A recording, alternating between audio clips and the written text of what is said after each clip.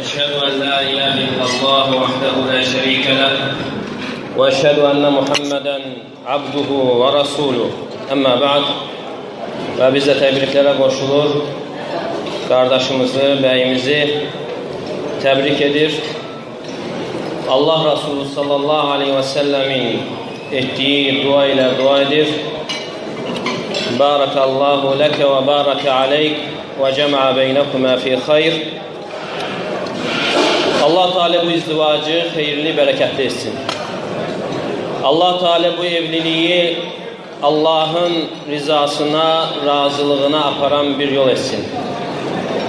Ve bu evlilikte ne kimi hayırlar varsa Allah Teala hamısını kardeşimiz için yazsın. Ve hemçinin Allah Teala'dan isteyirik ki Allah Teala kardeşimize Allah'ı seven, Allah'a itaatde büyüyen zürriyet bəxş eylesin.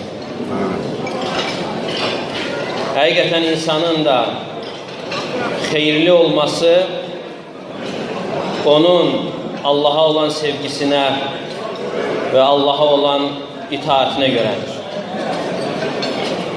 Ve bildiğimiz gibi de evlilik Allah Teala'nın bəxş elədiyi büyük nimetlerden biridir. Çünkü Allah Teala evlilik sayesinde insanı koruyor. Onun dinini koruyor. Namusunu koruyor. Ve neslini koruyor. Allah Resulü sallallahu aleyhi ve sellem buyurur ki Men razaqahullahu zevceten saliheten fekad a'anehu ala nisfi dini. Allah Teala bir kimseye emeli salih, hayat yoldaşı nasip ederse dininin yarısına ona yardım etmiştir. Ve kalır ikinci yarısı ve buyurur ki فَلْيَتَّقِ اللّٰهَ فِي النِّصْفِ الْبَاقِ. Yerde kalan ikinci yarısı hakkında Allah'tan korksun, takvalı olsun, günahlardan çekinsin. Yani bu da onu bildirir ki yani insanın evlenmeden imanını koruması gayrimümkün veyahut da çok çetindir. Ve buna göre de yani Allah Teala öz kitabında evlenmeye heveslendirip ve hemçinin Peygamberimiz sallallahu aleyhi ve sellem de buyurur ki ya ma'şere'ş-şebab men istata'a minkumul ba'ate felyetezevvec. Ey cavanlar nesli, ey cavanlar toplumu, sizden evlenmeye gücü çatan evlensin. Her bir nimete karşı üzerimize düşen o nimetin şükürle karşılanmasıdır. Eğer nimet şükürle karşılanarsa Allah Teala o nimeti hayırlı eder ve onu bereketli ve davamlı eder. Eğer yok insan nimeti naşükürlükle, nankörlükle, küfürle karşılayarsa o nimet aradan kalkar. Onda bir bereket olmaz.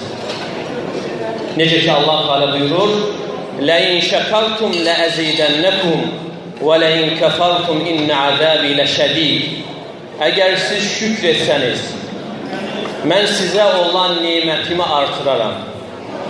Eğer küfretseniz, nankörlük etseniz azabım bir o kadar da şiddetlidir. Evlilik de o nimetlerden biri sayılır.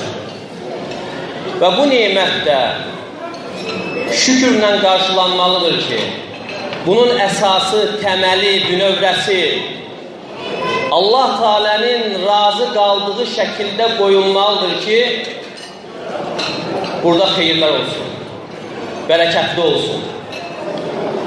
Eğer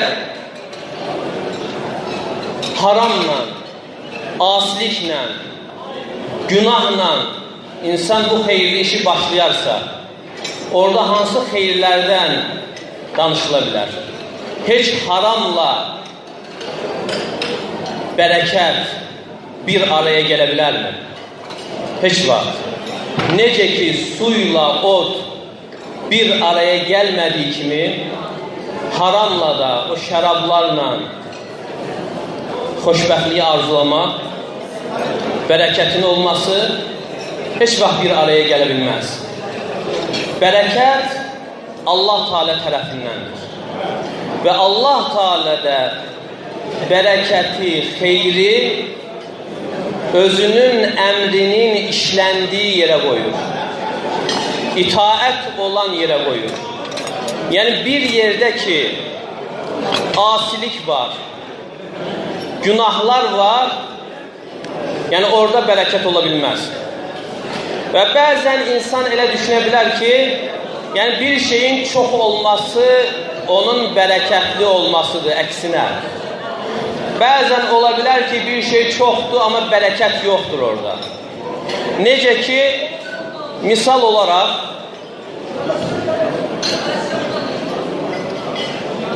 Yusuf Aleyhisselamın nə qədər qardaşı var idi? Neçə qardaşı var idi? Amma o qardaşlar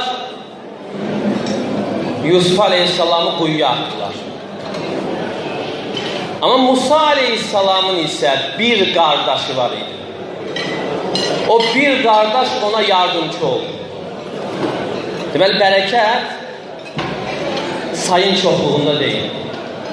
Ola bilər az olsun, o insan üçün xeyirli olsun, bərəkətli olsun, davamlı olsun.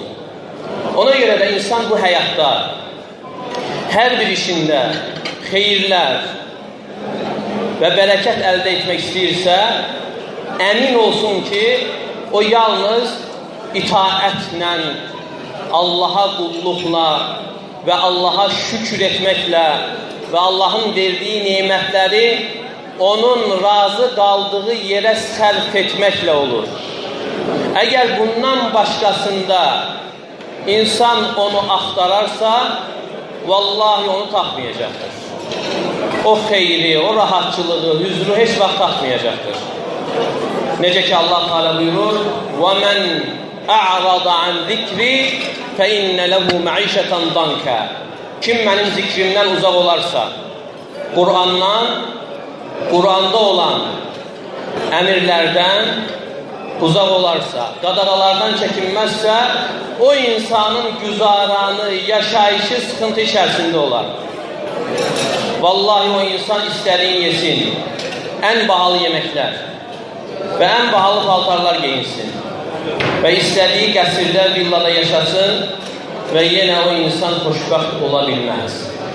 Və bunu insan özü də bunu təcrübədən keçirə bilər və görər ki, neçə insanlar var, istədiyi hər bir şeyə əli çatır, qəsrdə yaşayır, villada yaşayır, amma üzündə sevinc yox. Niyə? Qəlbində olmadığı üçün insanın üzünə də çıxmır. Və ona görə ən böyük səadət, xoşbəxtçilik qəlb rahatçılığıdır. Və qəlbə də hüzuru, rahatçılığı, xoşbəxtliyi yerləşdirən Allah Teala'dır. Və Allah Teala da onu nəyin sayəsində yerləşdirir? Onun əmirlərini yerinə yetirib, qadağalarından çəkinməyin sayəsində. Allah Teala'nın əmirləri içərisində ən uca, ən əzəmətli əmri tövhiddir. Yəni Allah Teala'nı ibadətdə təkləşdirmək. Yəni insan etdiyi ibadətin hər bir növünü Allaha yönətməsi ən böyük əmir sayılır. Və qadağalar içərisində, qadağalar çoxdur. İçki qadağadır, donuz əti qadağadır, oğurluq qadağadır. Amma onların içərisində ən dəhşətli, ən əzəmətli, ən böyük qadağa Allaha şərik qoşmaqdır. Şərik qoşmaq nədir? Yəni Allaha aid olan bir şeyi Allahdan qeyrisinə yönətməkdir. Necə ki Allah Teala hətta insanlara misal çəkir.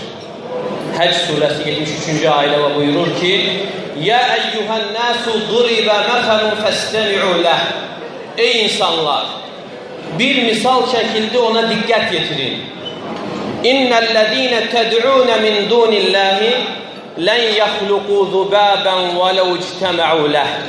Sizin Allah'tan gayri çağırdıklarınız, babalar, efendiler, pirler, bir milçek yaratabilmezler. Hatta bütün dünyanın pirleri, babaları, efendileri, seyitleri bir araya gelseler, bir milçek nedir onu yaratabilmezler.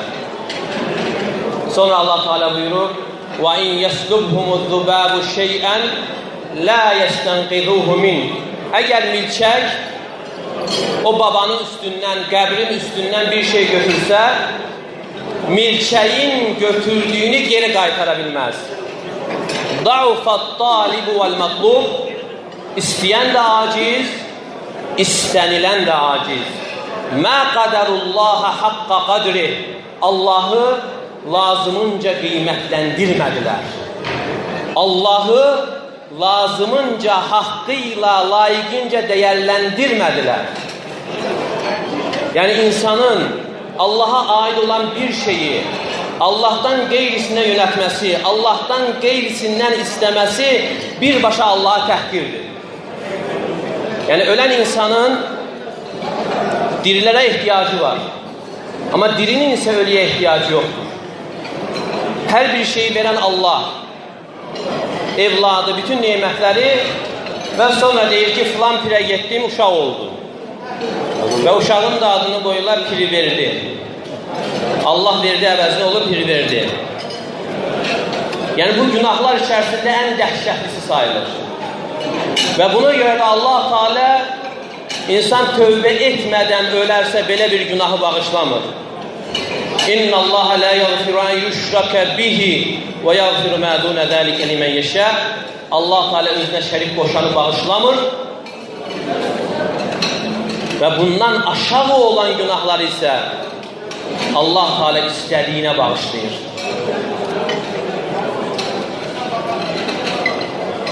Ve insana əsl saadeti, əminamanlığı, hem dünyanın əminamanlığını ve həmçinin ahiretin əminamanlığını kazandıran insanın şirkten uzak olarak tövhidi doğrultmasıdır. Yani la ilahe illallah Muhammedun Resulullah şehadetini hayata geçirmesidir. Allah Teala buyurur: "Ellezîne âmenû ve lem yelbisû îmânehum bi zulmin ulaike lehumul emnu ve hum muhtedûn." O kəslər ki iman getirer ve iman getirdikten sonra imanlarını zulümle karıştırmazlar, onlar için eminamanlık vardır. Yani bir insan la ilahe illallah kelimesini söyledikten sonra onu şirkle karıştırmazsa ona eminamanlık var hem bu dünyada ve hemçinin ahirette ve o insanlardır ki doğru yol üzerinde olanlar hem bu dünyada ve hemçinin de ahirette. Deməli insan fərd olarak eminamanlıq içerisinde olur. Yani o insanın kalbinden başka korkular çıkır. Yani Allah'ı korkuda, ibadette tekleştirdiğine göre. Ve hemçinin kıyamette de insanlar kıyametin dehşetlerini hissettiği zaman onlar o korkunu hissetmeyecekler. Nece ki Allah Teala Enbiya suresinde buyurur: "İnnellezîne sebekat lehum minnel husna ulaike anha mub'adun." O kəslər ki önceden onlar hakkında güzellik, güzel sonluq ve yaxud cennet yazılıb, onlar cehennemden uzak tutulacaklar. La yesma'un hasisha. Onlar hiç cehennemin uğultusunu belə eşitməyəcəklər. Ve hum fi meştehet enfusuhum halidun. Onlar nəfslərinə xoş gelen, istədikləri nimətlər içerisinde ebedi kalacaklar. La yahzunuhumul feza'ul ekbar. O kıyametin o büyük dehşeti onları mehzun etmeyecektir. Onlar kederlenmeyecekler. Melekler onları karşılayacaktır.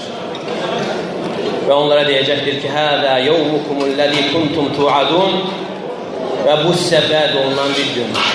Deməli, insan la ilahə illallahı, Muhammedun Rasulullah şəhadətini doğrultduğuna görə dünyanın əsl saadətini, xoşbəxtliyini, əminamanlığını qazananlardan olur və eyni zamanda da axirətin əminamanlığını əldə edirlər.